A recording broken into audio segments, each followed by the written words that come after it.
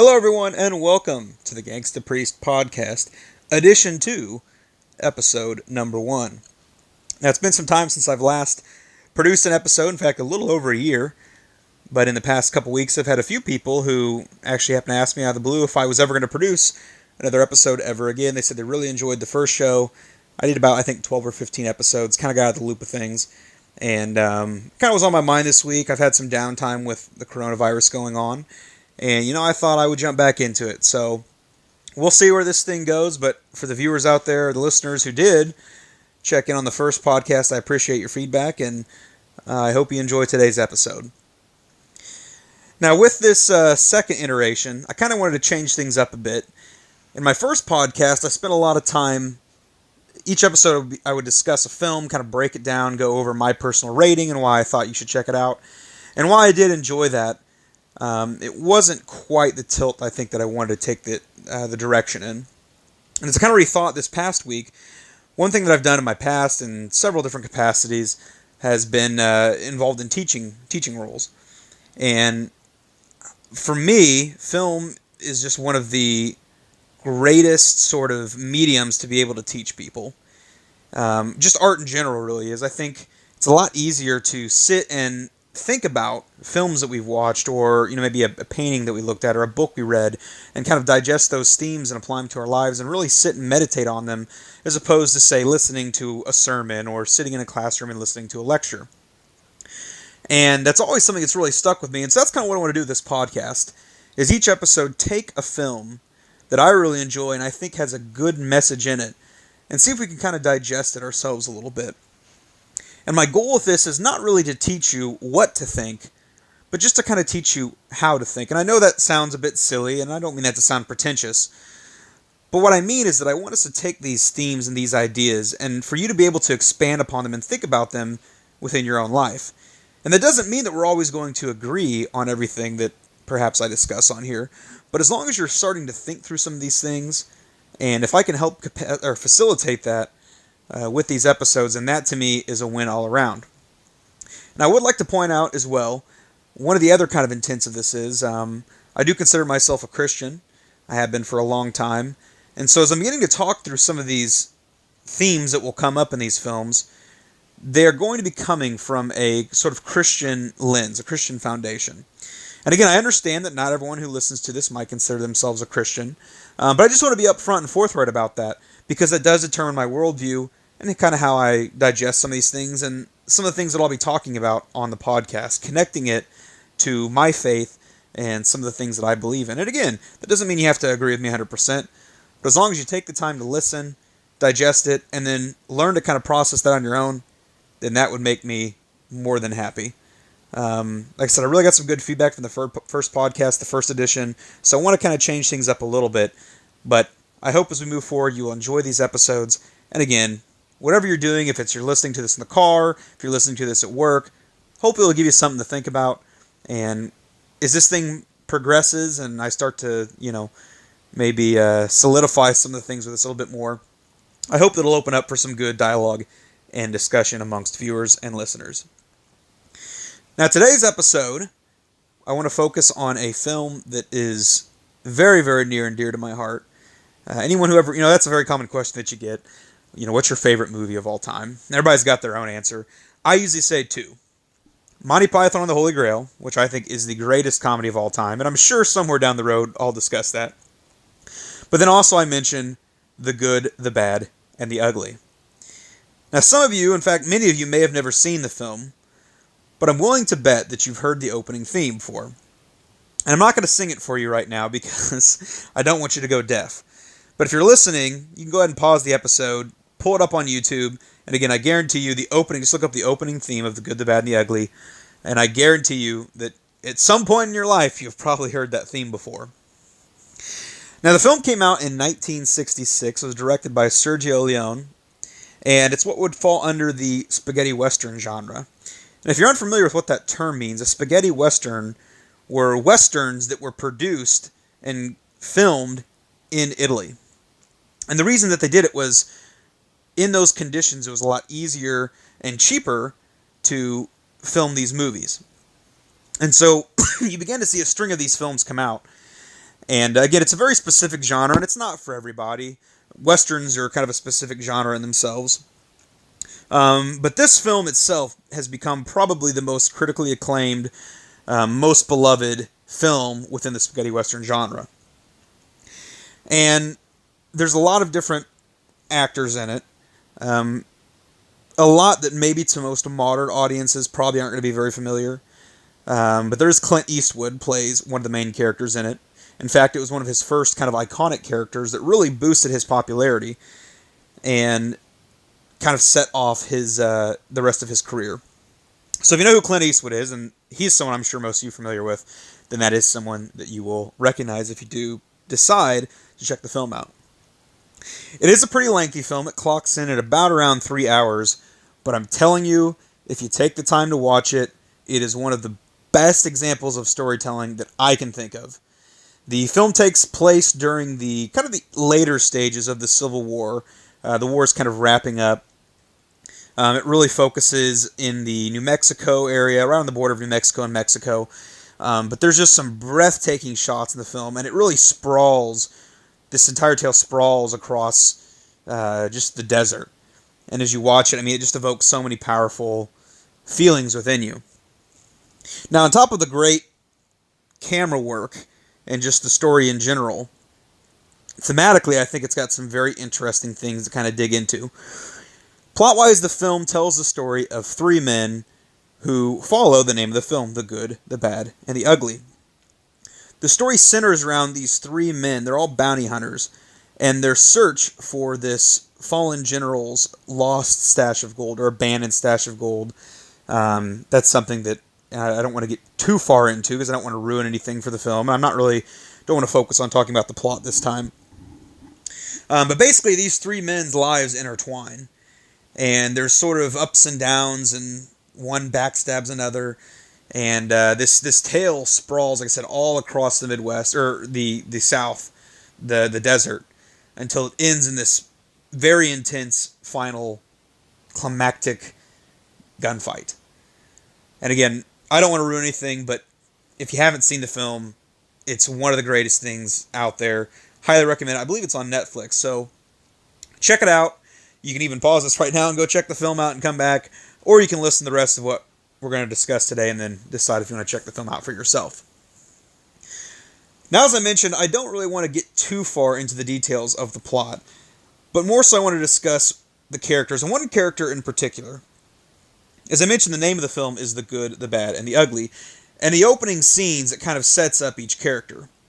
The first character that we're introduced to is Tuco, who gets the banner of the Ugly. Tuco is kind of this stumbling, bumbling bandit.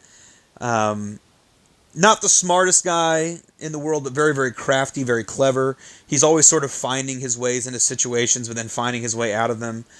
He is definitely a greedy man. He kind of pursues his own interests, but he's also written to be a very humorous character. And again, I think that's why they call him the Ugly, because even though he's kind of a bad guy, there's things he does that, as a character, makes him sort of grow on you. Next, we're introduced to the Bad, played by Lee Van Cleef, and his character is known as Angel Eyes. Now, out of the three main characters, he's probably the worst. There really aren't too many redeeming elements of his character. He is pretty ruthless. In the opening scene, he goes out to find a man, kills him as a contracted killing, and then goes back to the man that contracted him, gets his payment, and then kills the man that paid him. So he's probably the most ruthless of the three main characters. And again, throughout the film, there's not a whole lot about him that you really see that is redeeming or likable. And finally, we have the Good, which is the character of Blondie, played by Clint Eastwood. Now, Eastwood's character is kind of interesting because he's listed as the Good, and he's probably the least ruthless or evil of the three. But as you watch the film, there are a few things that his character does that wouldn't necessarily be considered on the right side of things either. Early in the film, he gets wrapped up with Tuco in this scheme where they're working together to kind of rip off people for bounty money. And as it progresses again throughout the film, he's probably the least violent of the three and probably the least likely to choose actions that are kind of rooted in evil, but he's not a perfect man either. And as you watch it, and I've watched the film again multiple times, but that's the sort of theme that got me to think about today's subject, what I want to talk about. The film itself, and Sergio Leone, when he was directing this and kind of, putting the script together, one of the main themes that you can see in this is sort of the deconstruction of the Old West narrative. If you're familiar with Westerns, especially sort of think of the John Wayne Westerns, it's very, very simple storytelling. There's a good guy, there's a bad guy. Usually the good guy's in white, usually the bad guy's in black. The good guy's clean-shaven. The bad guy has this wicked mustache, right? The bad guy's coming to town. They do terrible things. The good guy saves the day. The people are saved. End of story. And that narrative really defined a generation, and as people began to see these films, especially in later audiences, they started to romanticize the Old West. And they thought, wow, it was this place of, machismo and, these heroic nature of these, lawful citizens taking things into their own hands and protecting the people.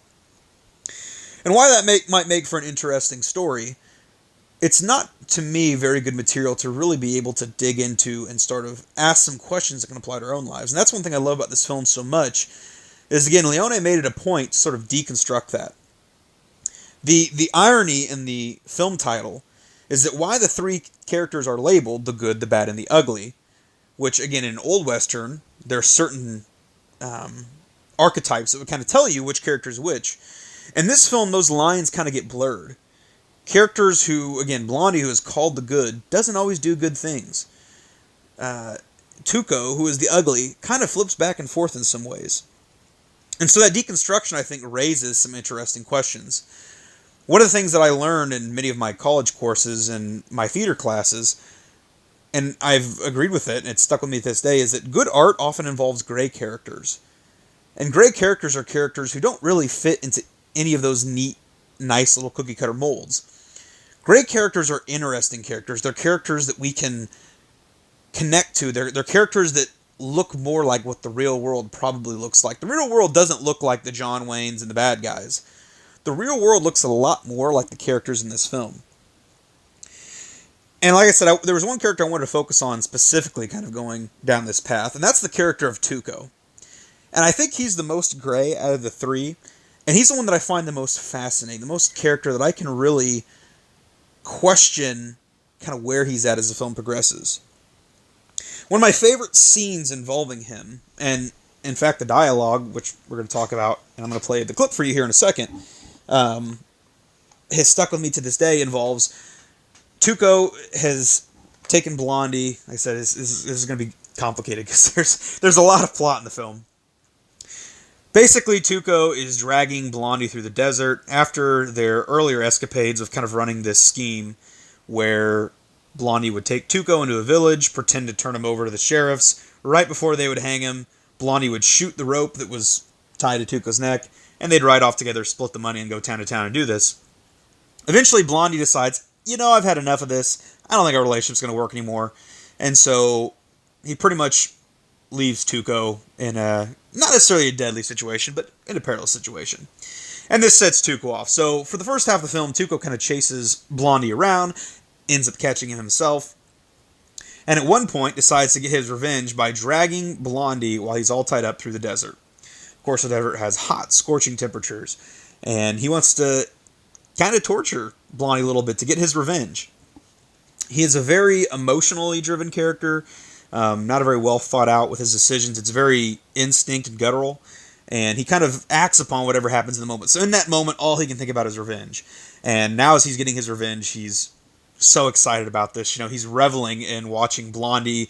His skin gets all dried out. He gets sunburnt, and there's a scene where Tuco, as they're out in the desert, is teasing him with water, and he is just reveling in it.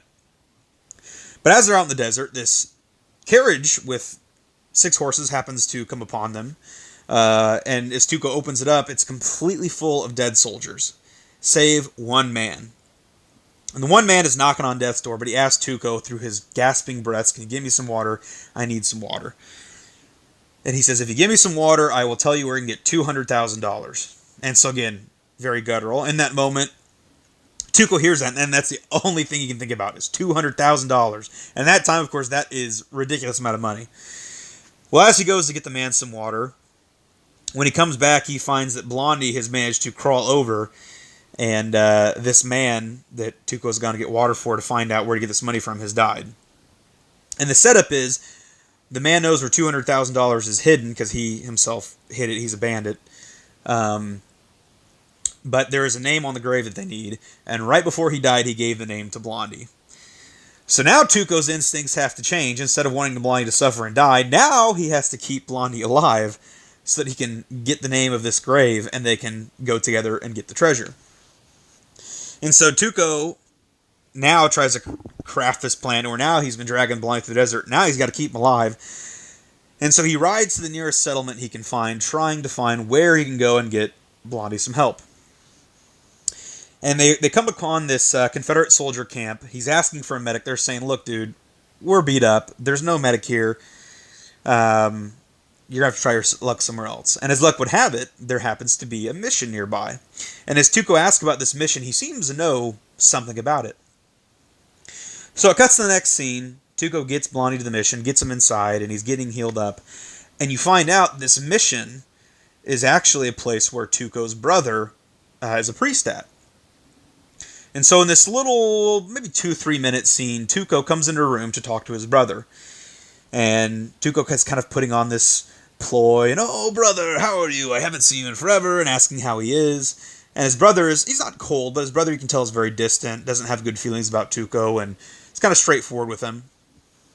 So Tuco's talking about his life and what's been going on, and he asks how their parents are doing. And his brother informs him that sadly their mother passed away many, many years ago. And his father just passed away recently. In fact, his brother had just come back from burying his father at a funeral that his own brother wasn't present at.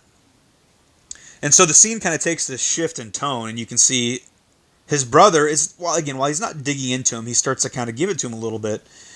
And you can tell his brother does not appreciate or approve of his brother's lifestyle. And so Tuco has this response. Like, I'm going to try and play this for you. I'm doing this kind of in a weird way. I'm trying to play this. I've got YouTube set up on my TV to play it. In the future, I will try to cut the clip and, put it in here if I want to do something like this. Unfortunately, my laptop is down right now, so I'm trying to kind of do this a way that I normally wouldn't. But again, I hope this comes through. I think it will all right. But here is a clip again. This is Tuco talking to his brother, the priest, at the Abbey. It was your way, I chose mine. Mine was harder. You talk about mother and father. You remember when you left to become a priest? I stayed behind. I must have been 10, 12, I don't remember which, but I stayed. I tried, but it was no good. Now I'm going to tell you something. You became a priest because you were too much of a coward to do what I do.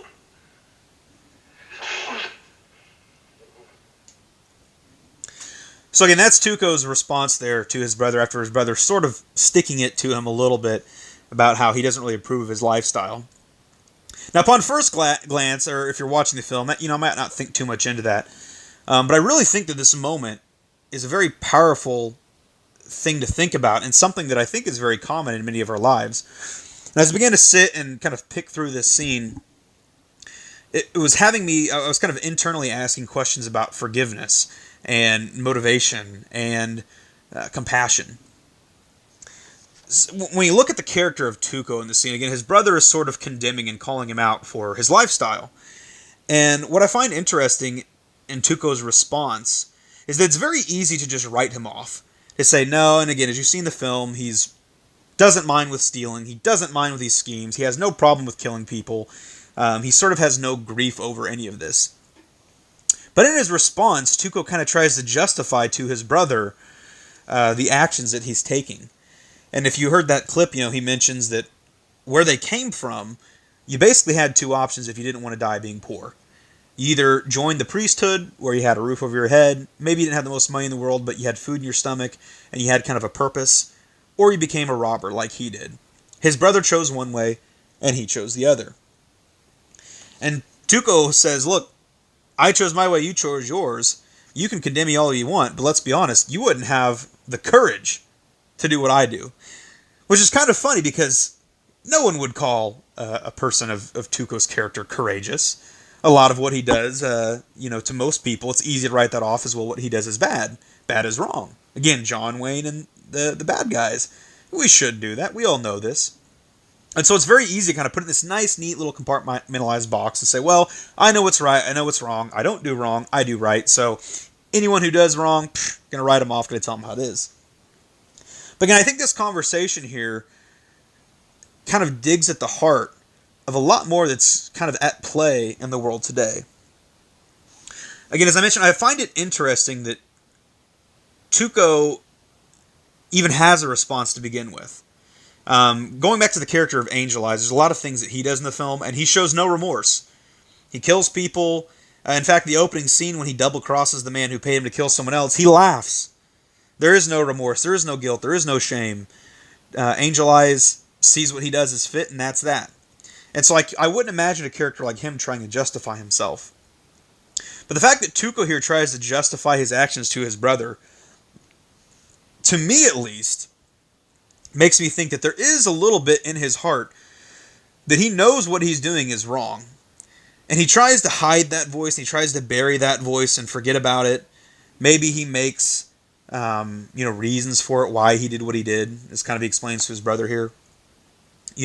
I was poor, I had to do what I had to do. And I think that's what a lot of people who do bad things do, is they justify it. But the question I have is, if we want people to change, and we want people to lean towards good things and to do good things, how do we do that? It got me thinking about, so again, I want to tie this into some Christian thoughts and ideas and values. But in Matthew 7, Christ is talking to the disciples, and he says, "Do not judge, or you too will be judged. Or judge not, lest you be judged," if you want to go with the older version. And then Christ goes on to give kind of this analogy where he says, who are you if you look in your brother's eye and see a speck in your brother's eye, and you say you need to take that out of your eye, but you have a log in your own eye? Who are you to tell your brother what he needs to do? And first, take the log out of your own eye, then you can take the speck out of your brother's eye. And there's a lot to unpack there, and I'm not going to dwell on this for too long of a time, because it'd be a whole nother episode just trying to break that down. But kind of the core of what Christ is saying there is, it's not our job to judge people. In fact, usually, just like in this scene, if you were to watch this and write this Tuco off and say, you're a bad guy, who cares what you think? I think you would be that person looking at your brother and saying, hey, you've got that speck in your eye. You do bad things. I don't do bad things. You do bad things. But often when we focus on other people, we tend to become oblivious to some of the things in our own life. And something that may be very big in our own life, or even sinful or evil or wrong, we become jaded to it. We don't even think about that. We're so focused on trying to correct everyone else that we don't even look internally. Now, I think the importance of what Christ is saying there, though, too, is at the end of that. He doesn't say completely neglect your brother. He doesn't say, well, just forget about your brother, focus on yourself. He says, once you've corrected yourself, then you can go back to your brother. And I think what this brings up here is that there's two types of judgment. There is judgment, this condemnation of people, this, you're bad, you're wrong, you've done this terrible thing. And then there's this judgment of simply stating whether something is right or wrong. For example, if you had a friend maybe who stole something from you, one type of judgment would be saying, well, you're a thief now. I hate you. You're terrible. You're a bad person. You deserve nothing. That, to me, is the wrong kind of judgment. That's when we're overlooking our own failures. Now, the right kind of judgment there would be calling it out and saying for what it is. Theft is wrong. And I don't think there's anything wrong with that kind of judgment. In fact, I think it's a good thing that we do that. That's the only way to correct behavior, to help us to grow. But the question is, where is that coming from? What is the true motivation behind our reasoning towards our brother? The reason why I wanted to talk about this, and again, how I think this scene kind of connects to today, is I think very often I see this today, especially in the age of social media, of how easy it is for us to kind of become this us versus them mentality. This, I'm on the high ground, you're on the low ground, you're a bad person, you're wrong, I'm not, I'm a good person. I might lie every now and then, maybe I cheated on my diet, but I'm not really a bad guy. I've never murdered, I've never done drugs. Those are the bad ones, but I've done not so bad. And so I think it's very easy for us, especially you see this in Christian circles, to just kind of write people off and say, well, you're not part of my camp, so I got nothing to do with you. And so I wrote down some words that I'm just going to read off here, and I know this list kind of goes all over the place, but I just want you to take a second and think about these words. Think of like the first thing that comes to your mind when you hear these words. White supremacist, drug addict, whore, thief, Republican, Democrat, trailer trash, alcoholic. Now again, I didn't want to make that list very long. I could sit and, this could write a book about all these words. But the reason why, and if you haven't, pause here, take a second, and really think about those words. Because I think when you hear that, when you label someone and when you see someone, again, just like his brother in this film, there's this snap decision that we make. And we do that judgment of, we're looking at the speck and we're saying, well, this is a bad person. This is a terrible person. I want nothing to do with him. I'm judging you. I'm condemning you. You're wrong. Be gone. And again, I know it's kind of funny maybe to some that I threw in Republican and Democrat in there because it's kind of maybe out of place as their words, but you see that all the time today on social media especially. It's very easy to create this us versus them mentality and say, well, you're on the other side of the fence. I don't agree with what you do, so I want nothing to do with you. And I don't think that as a Christian that's very productive or good at what Christ would want. And just in general, I don't think that's productive for society. I want to figure out a way to bridge the gap. But how do we do that? If we could rewrite this scene going on right here, how could Tuco's brother more effectively reconcile with him and get him maybe towards the path of good? I wrote down this too. I have thought internally. You don't always know the battles people are facing. You just don't. Everybody is going through something in their life, and you don't always know what has led them to where they are. We're often a product of our circumstances. Again, as Tuco mentions here in this scene, I was born into poverty. In his mind, I had two choices to make. I made this decision, I went down this path, and I'm owning it. And again, while like in the judgment sense of what's right or wrong, it's wrong. If you can try to understand what got him there and can actually listen, then perhaps you can connect with him and kind of change him back towards that other path and say, well, maybe this isn't the right path. I see why you did what you did, but maybe there's a different way. And how do we get there? How do we bridge that gap with people? How do we cross that bridge and find ways to connect with people to maybe push them towards that path? I think the answer, again, is found, at least biblically, in the answer of Christ and his example. You've probably heard in the Bible, or if you don't, it talks about it, but one of the things that angered the Orthodox Jews of the time was that they considered themselves very saintly, very righteous, very upright, and walking in the way of God. But Christ was often found hanging out, quote, with sinners. And he was hanging out, if you want to put it in present day times, Christ would be the guy hanging out in bars. He'd be hanging out in places that maybe most typical Christians would kind of condemn. And I'm not suggesting either that I would encourage you to go out and just start going out in these places. Oh, well, that means that Jesus wants you to go out and get drunk and have a good time. That's all life is about. Well, I think that's a bit misguided too.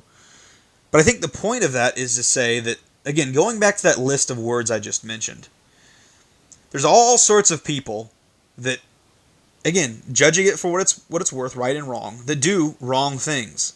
I wouldn't sit back. I'm not sitting back and telling you the first word I mentioned was white supremacist. I'm not going to sit back and justify what those guys do. It's terrible. It's awful. It's an awful thing to hate someone for the color of their skin.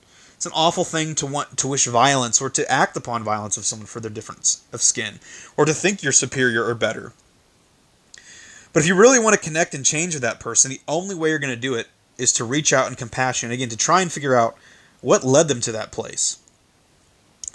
And I think if we act in that judgment of what's wrong, but not in judgment and condemnation of that person, that's when you reach a point where you can start to maybe effectively create change.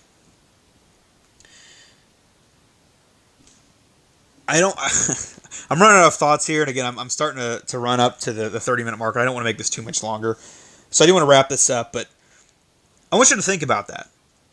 I want you to sit down and honestly think, who are people that, if we were being honest with ourselves, we genuinely hate?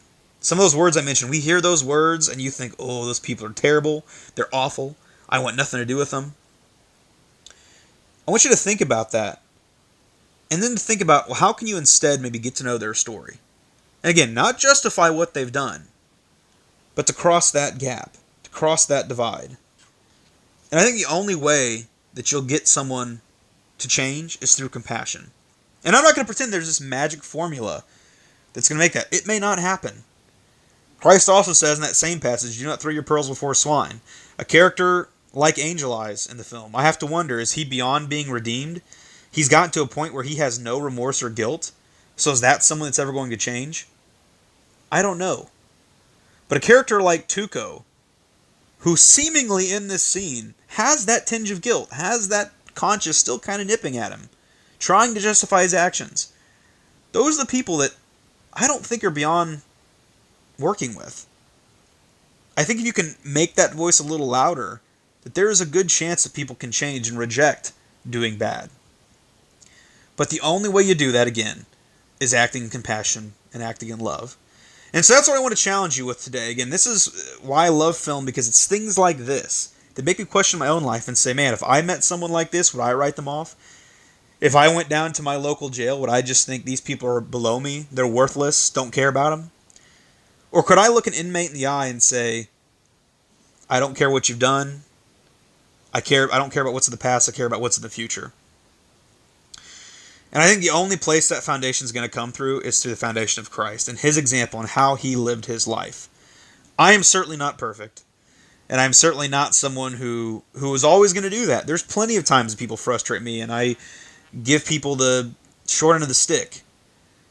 But there is that desire in me to grow and to get better. And the way that I do that is through things like this, through seeing films, through watching these scenes, through letting these words resonate with me, and to wondering, how do I change? How do I bridge that gap? And so that's what I want to encourage you today. I'd love for you to check the film out. Again, I think there's a lot going on in it. There's plenty of great things you can discuss. But if anything, just think about this. Think about, how can I bridge that gap? How can I learn to not judge people for who they are, judge what's right and wrong, but not judge them for who they are, and maybe find ways to not just change them, but to change your surroundings and push everything towards a better place. That's all the time I have for today. Again, I want to wrap this up because, as anyone who knows me knows, I'm a talker. I talk for a long time. That's something that I work on, is talking less and editing it down. But I hope if you had a chance to check this episode out today, you enjoyed it. I'd love to hear your feedback. If you have any thoughts, any questions, hit me up. Again, you can check the film out on Netflix. And if you do watch it, let me know what you think. Let me know if you think it's awful, terrible. I just want to hear your thoughts again. I don't want to teach you what to think. I just want to teach you how to think and to open up that room for discussions. Until next time, this is Colby Metter, and I hope to hear from you again.